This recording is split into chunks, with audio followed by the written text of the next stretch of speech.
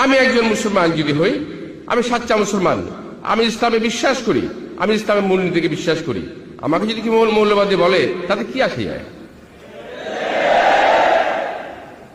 একজন খ্রিস্টান যদি তার ধর্ম পরিপূর্ণভাবে পালন করে, একজন হিন্দু যদি তার ধর্ম পরিপূর্ণভাবে পালন করে, সেও তো মৌলবাদ, সেটা তো মৌলিক, মূল ধর্মই পালন করে সে।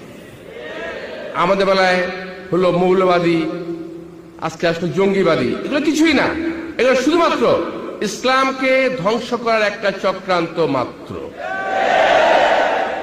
আজকের ইসলাম ছাত্র শিবিরের ভাইদের বক্তব্য, আমি দুজনের বক্তব্য শুনেছি, দৃঢ় আত্মপ্রত্যয় লক্ষ্য করেছি।